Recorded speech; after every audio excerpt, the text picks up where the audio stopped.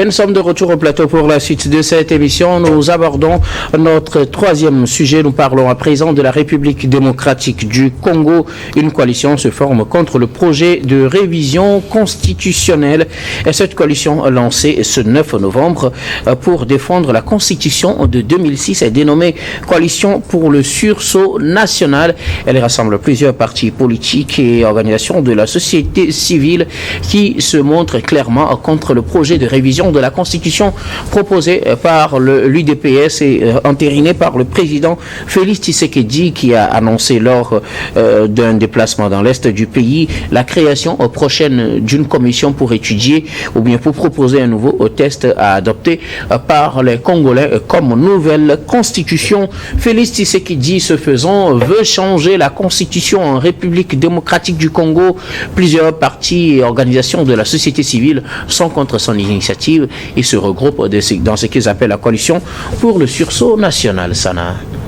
Oui, de toute façon, moi j'ai mon opinion là-dessus. Je crois que la plupart de nos pays ont hérité, n'est-ce pas, des constitutions qui aujourd'hui se trouvent obsolètes. Obsolètes dans ce sens où, au moment où elles étaient écrites, c'était des textes qui ont été importés. On a pris un peu de la constitution française, un peu de la constitution de tel pays pour en faire un amas de choses parfois qui n'ont aucune correspondance avec la réalité du terrain. Et donc naturellement, moi je comprends la démarche de M. Félix Tshisekedi sur le plan sécuritaire. Sur le plan sécuritaire, parce que vous avez un pays qui a plus de 2 300 000 km² comme superficie, qui n'a pas une vraiment souveraineté territoriale. On a des groupes armés comme les rebelles du M23 soutenus par le Rwanda et d'autres pays de la sous-région qui se sont regroupés pour piller ce pays depuis des décennies avec des millions, des milliers de morts et avec beaucoup de multinationales qui aussi jouent le jeu parce qu'ils arrivent à exporter ou bien à importer aussi facilement les ressources minières depuis la RDC. Et donc naturellement, lorsque vous êtes un chef d'État conscient et que face à l'étendue du territoire, face aux moyens limités de l'État, une disposition particulière de ce texte qui voudrait que la gestion de la sécurité d'une partie du territoire puisse être confiée à un autre pays. Donc ça veut dire qu'aujourd'hui, pour lui, la priorité, c'est que l'État congolais de la RDC puisse retrouver son intégrité territoriale et se donner les moyens de les recouvrer. Et ce n'est pas un secret de polichinelle pour nous. Le pays n'a pas les moyens pour vraiment sécuriser l'ensemble de son territoire. Et lorsque vous avez des limitations au sein de la Constitution, parce que vous savez, lorsque vous souhaitez sous-traiter la sécurité d'une région ou bien d'une partie de votre pays à un autre pays, là vous engagez la souveraineté de votre pays. Et donc il fallait naturellement que la Constitution revoie les conditions de souveraineté territoriale pour pouvoir établir les règles qui permettent et qui rassurent un pays qui a les moyens de vous aider. Alors, et qui peut vous aider. Sur la question, je sais... moi, sur ce plan, je comprends et je soutiens cette initiative. Alors, voilà, justement, mais sauf que les organisations qui se regroupent contre cette initiative avancent des arguments de droit, des arguments sur la Constitution, l'actuelle Constitution avec son article 29 qui stipule qu'aucune révision ne peut intervenir pendant l'état de guerre, l'état d'urgence ou l'état de siège. Ça, c'est l'article 229 plutôt, l'article 229 de la Constitution de 2006 qui régit la République démocratique du Congo. Selon ces organisations, on ne peut pas faire de modification constitutionnelle ou changement de constitution parce que le pays est en état de siège, du moins c'est une partie. Parce que c'est là où le problème se pose, parce que avec toute son étendue, il y a 2 régions de la République démocratique du Congo qui sont entrées sous état de siège à partir du 6 mai 2021. Il s'agit des provinces du Nord, Kivu et de l'Ituri qui jusqu'à présent sont toujours sous état de siège. Le 7 novembre passé, les députés ont encore prolongé cet état de siège-là, et donc à chaque fois on fait des prolongations. Je pense qu'ils sont à la 87e ou quelque chose comme ça, prolongation.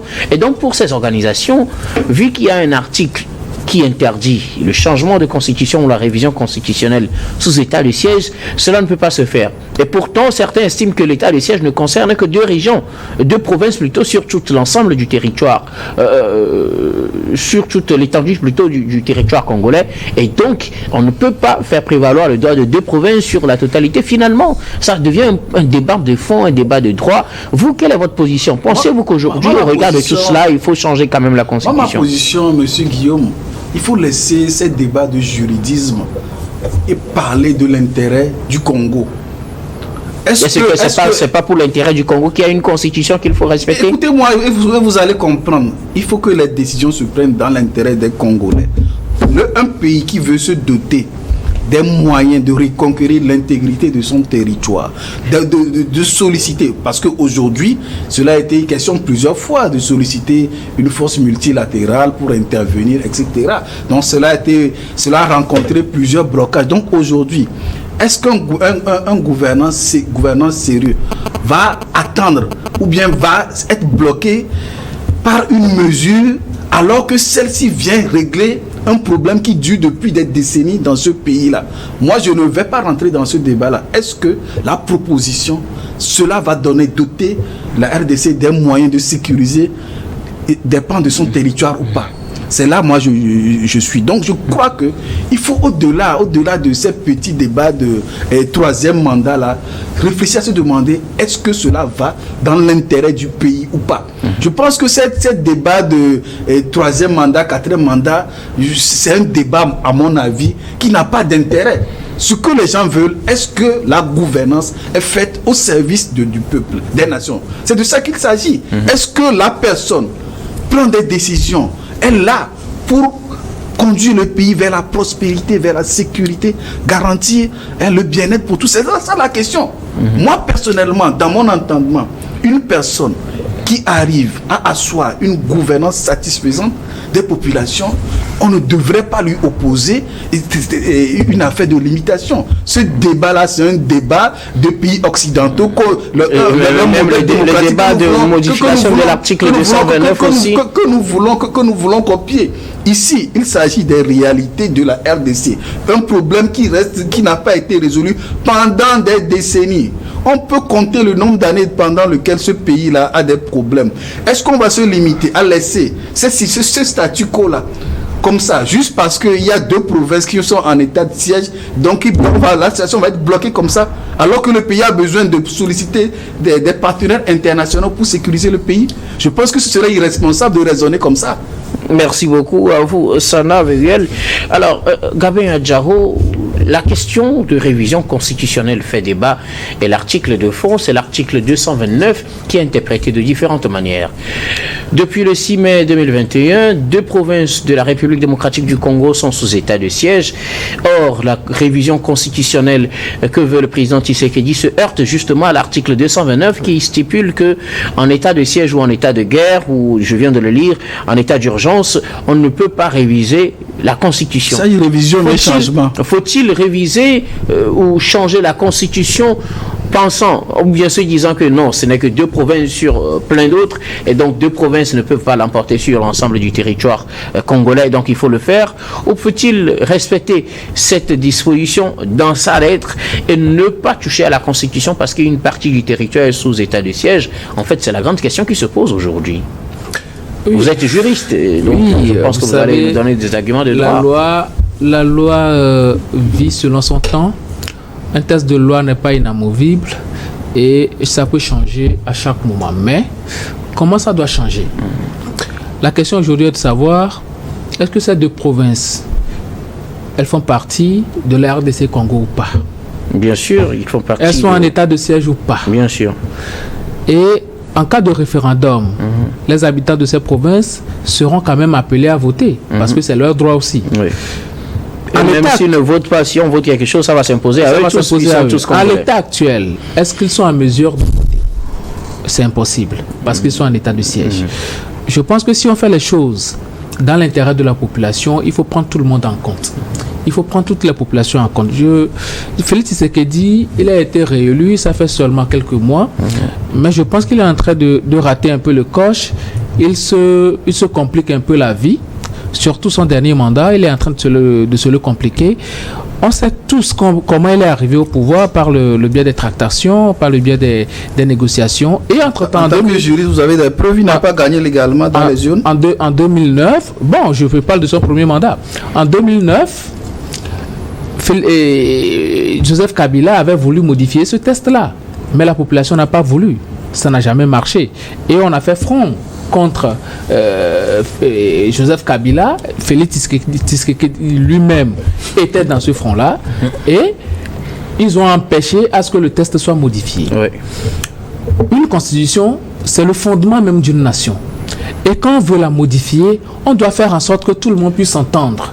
Du moins, les couches les plus représentatives du pays, à savoir la société civile, les partis politiques, il faudrait qu'à un moment donné, tout cela s'asseye autour d'une table de discussion, qu'on arrive à s'entendre avant d'aller à une modification du test, à des articles fondamentaux de ce test-là. D'autant plus que on va aller vers une autre république.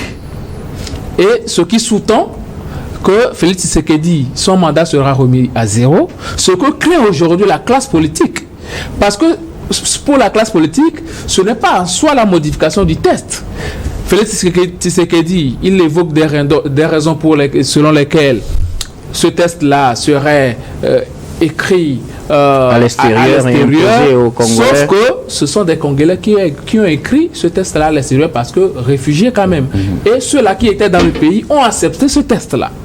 C'est adopté comme ça.